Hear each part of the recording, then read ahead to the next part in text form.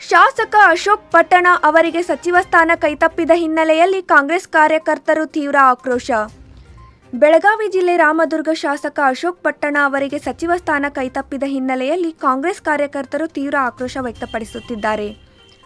ಪಟ್ಟಣ ಸೇರಿದಂತೆ ವಿವಿಧ ಭಾಗಗಳಲ್ಲಿ ಕಾರ್ಯಕರ್ತರು ಪ್ರತಿಭಟನೆ ನಡೆಸಿ ಪಕ್ಷದ ನಾಯಕತ್ವದ ವಿರುದ್ಧ ಅಸಮಾಧಾನ ಹೊರಹಾಕಿದರು.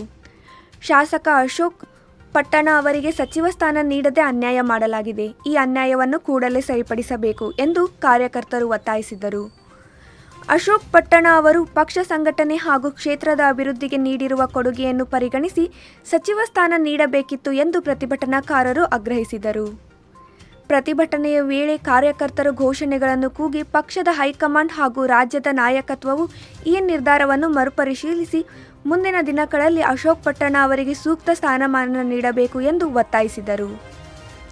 ಸಚಿವ ಸ್ಥಾನ ಕೈತಪ್ಪಿದ ವಿಚಾರ ರಾಮದುರ್ಗ ರಾಜಕೀಯದಲ್ಲೇ ಚರ್ಚೆಗೆ ಗ್ರಾಸವಾಗಿದ್ದು, ಮುಂದಿನ ದಿನಗಳಲ್ಲಿ ಪಕ್ಷದ ನಾಯಕತ್ವ ಈ ಅಸಮಾಧಾನವನ್ನು ಹೇಗೆ ನಿಭಾಯಿಸುತ್ತದೆ ಎಂಬುದು ಕುತೂಹಲ ಮೂಡಿಸಿದೆ. ರಾಮದುರ್ಗ ಶಾಸಕ ಅಶೋಕ್ ಪಟ್ಟಣ ಅವರಿಗೆ ಈ ಬಾರಿ ಅವಕಾಶ ಸಿಗದ ಹಿನ್ನೆಲೆಯಲ್ಲಿ ಅವರ ಬೆಂಬಲಿಗರಲ್ಲಿ ನಿರಾಸೆ ಮನೆ ಮಾಡಿದೆ. ಸಂಪುಟ ವಿಸ್ತರಣೆಯಲ್ಲಿ ಪ್ರಾದೇಶಿಕ, ಜಾತಿ ಹಾಗೂ ರಾಜಕೀಯ ಸಮೀಕರಣಗಳನ್ನು ಪರಿಗಣಿಸಿ ಅಂತಿಮ ಪಟ್ಟಿ ಸಿದ್ಧಪಡಿಸಲಾಗಿದೆ ಎನ್ನಲಾಗುತ್ತಿದೆ. ಅವಕಾಶ ವಂಚಿತರಾದ ನಾಯಕರು ಮುಂದಿನ ದಿನಗಳಲ್ಲಿ ಪಕ್ಷದ ನಾಯಕತ್ವದೊಂದಿಗೆ ಚರ್ಚೆ ನಡೆಸುವ ಸಾಧ್ಯತೆ ಇದೆ.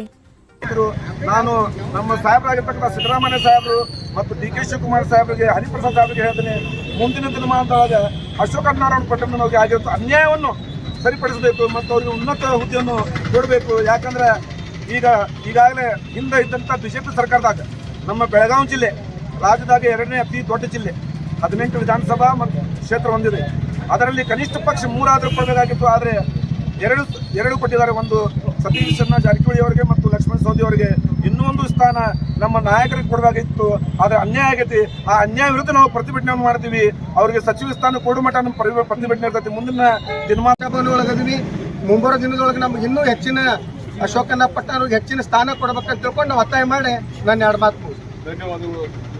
ಸಚಿವ ಸ್ಥಾನ ತಪ್ಪಿದೆ ಅಂತೇಳಿ ಅಣ್ಣಾರಂದಾಗ ನಮ್ಗೆ ಎಲ್ಲರಿಗೂ ದುಃಖ ಆಗ್ಯದ.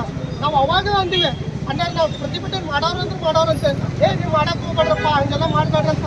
ಆದರೂ ನಾವು ಈ ವಿಷಯನ ಅಣ್ಣರಿಗೆ ತಲುಪಿಸಿಲ್ಲ ಅವ್ರಿಗೆ. ಯಾಕಂದ್ರೆ ಪಕ್ಷದ ಮೇಲೆ ಇರ್ತಕ್ಕಂಥ ನಿಷ್ಠಾವಂತ ನಂಬಿಕೆ ಮೇಲೆ ಅವ್ರು ನಮ್ಗೆ ಏನು ಮಾಡಬೇಡ್ರಿ, ನಮ್ಮ ಪಕ್ಷ ಏನೈತಪ್ಪ, ಪಕ್ಷದ ಮೇಲೆ ವಿಶೇಷ ಗೌರವ ಕೊಡೋರು ಎಲ್ಲರೂ ಹೈಕಮಾಂಡ್ ಇದ್ದಾರೆ.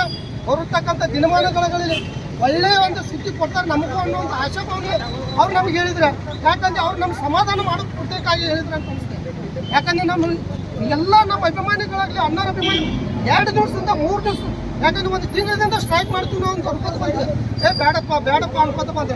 ಯಾಕಂದ್ರೆ ಆ ರೀತಿ ಆಗಬಾರ್ದಂತ ಘಟನೆ ನಡಿಬಾರ್ದು.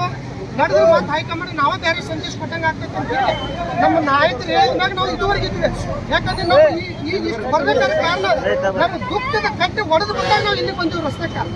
ಆ ರೀತಿ ಆಗ್ಬಾರ್ದು ಮುಂದಿನ. ಯಾಕಂದ್ರೆ ಇಂಥ ಪಕ್ಷ ನಿಷ್ಠ ಇರ್ತಕ್ಕಂಥ ಅಭಿವೃದ್ಧಿ ಅಧಿಕಾರ ಅಂತೇಳಿ ರಾಮದುರ್ಗ ಕನಸು ಕಂಡಿರ್ತಕ್ಕಂಥವ್ರು ಇಂಥವ್ರು ಕೊಡೋದು ಮತ್ತೆ ಯಾರು ಕೊಡ್ತಾರೆ? ಹೈಕಮಾಂಡ್ ಅವರು.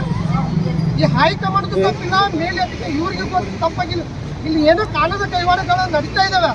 ಯಾಕಂದ್ರೆ ಅಣ್ಣವ್ರು ಅಶೋಕಣ್ಣವ್ರಿಗೆ ಒಂದು ವೇಳೆ ಈ ಬೆಳಗಾವಿ ಜಿಲ್ಲಾ ಕೊಟ್ಟರೆ ಇವರು ಒಂದು ವೇಳೆ ಬೆಳೀತಾರೆ. ಇವರು ಮುಂದಿನ ತಮ್ಮದೇ ಆದಂಥ ವರ್ಚಸ್ನಾಗ ಇದು ಆಗ್ತಾರೆ ಅಂತೇಳಿ